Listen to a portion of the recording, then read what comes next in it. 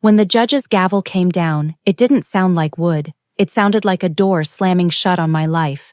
Everything I had built, the house, my art studio, even the cat I'd rescued, all went to him. Marcus Hartfield, my husband of 9 years. The man who once said he loved my mind but spent years slowly tearing it apart. His lawyers smiled like they were signing my obituary. I still remember standing outside that courthouse, my heels sinking into the wet pavement, thinking, they didn't just win, they erased me.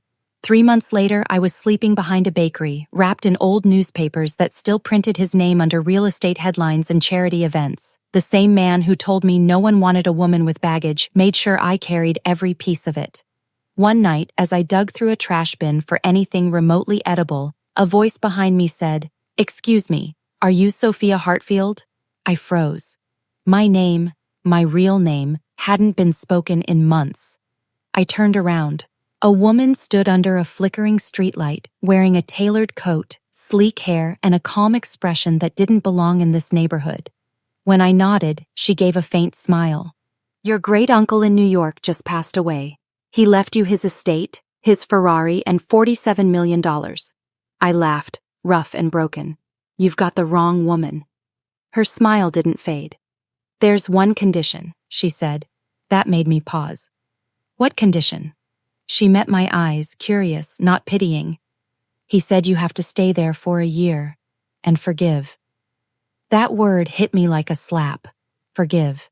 Marcus had made sure I knew how hollow that word could sound. Still, I signed the papers. What choice did I have? I was broke, invisible, and honestly, curious. The mansion in upstate New York was massive and cold, like no one had lived there for decades, but it had walls, heat, a bed, and time. Time to think. Forgiveness? What a joke. Instead, I studied. The estate's library held more than books.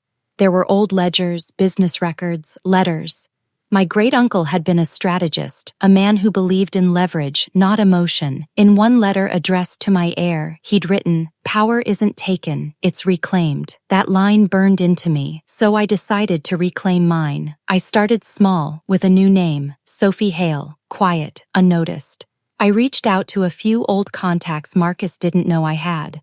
Art dealers, collectors, investors. Piece by piece, I rebuilt my life in silence. Then I started buying. Not houses, but his debt, his partner's stakes, his lawyer's mortgages, every thread that held up his empire. By the time Marcus realized something was off, I already owned half of what he thought was untouchable. One day, he called me, by accident, I think, after a property deal collapsed. His voice was frantic. I didn't say a word. I just listened to the tremor in his tone, the sound of a man who finally knew what it felt like to lose control. 6 months later, I invited him to the estate. He showed up just like I remembered, confident, perfectly dressed, and full of himself. "Sophie Hale," he said, shaking my hand. He didn't recognize me. I almost laughed. Over dinner, he talked about opportunity, partnership, rebuilding. I let him talk. He thought he was charming me into a deal that would save his empire. He had no idea he was sitting across from the woman he'd buried. When it came time to sign, I watched him write his name in those bold, confident strokes. Every mark of his pen felt like another nail in his coffin.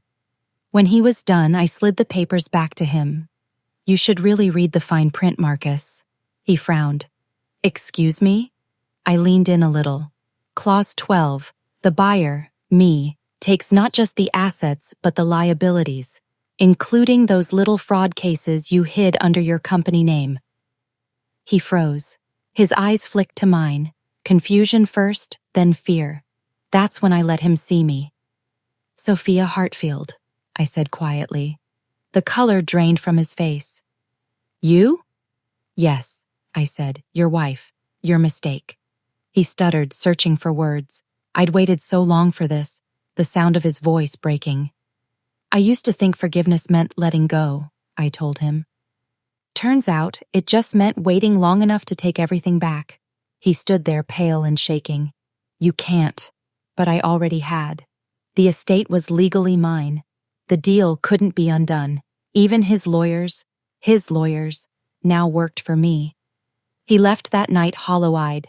Within a month, his company filed for bankruptcy. The tabloids called it a shocking downfall. I called it balance.